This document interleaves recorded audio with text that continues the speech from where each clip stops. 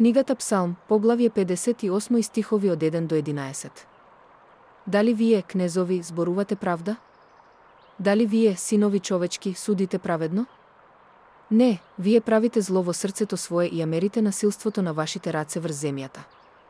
Злите се лукави од утробата, тие талкаат штом ке се родат, зборувајки лаги. Нивниот отров е како отров од змија, колку и да се вешти шармантите. Тие се како глува змија што го затнува увото за да не може да го чуе звукот на нивниот глас. Скрши ги вилиците на нивните усти, Боже, скрши ги забите на младите лавови, Господи.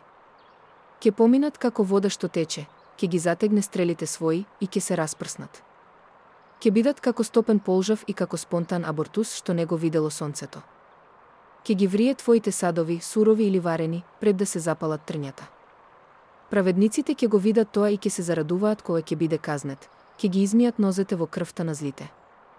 Затоа луѓето ќе признаат дека навистина има награда за праведните и дека навистина има Бог кој го суди светот. Книгата Псалм, поглавје 58 и стихови од 1 до 11. Ако сакате да ја вкусите љубовта на Господ Исус Христос, ве молиме во име на Христос, помирете се со Богак. Зашто Бог толку го возлюби светот, што го даде својот единороден син, за секој што верува во него да не погине, туку да има вечен живот. Месијата требаше да страда и на третиот ден да воскресне од мртвите, и во негово име да се проповеда покаяние за прошка на гревовите меѓу сите народи. Денес, ако го чуете неговиот глас, не закорувајте ги срцата вашик. Сега е угодното време, сега е денот на спасението. Господа, што треба да направам за да се спасам? Верувајте во Господа Исуса Христа и ќе бидете спасени, вие и вашиот дом. Ако со устата признаете дека Исус е Господ и во срцето свое верувате дека Бог го воскресна од мртвите, ќе бидете спасени. Покајте се и секој од вас нека се крсти во името на Исуса Христа за прошка на вашите гревови и ќе го примите дарот на Светиот Дух. Во никој друг нема спасение, зашто под небото нема друго име дадено меѓу луѓето, преку кое мора да се спасиме.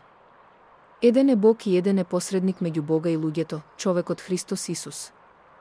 Нека благодатта на Господ Исус Христос, љубовта Божја и заедништвото на Светиот Дух бидат со сите вас. На единствениот мудар Бог, нашиот Спасител, му припаѓа слава, чест, власт и моќ, сега и за секогаш и за секогаш. Благодарност и амин. Агапао екеос. Сведоштва што ги надминуваат границите.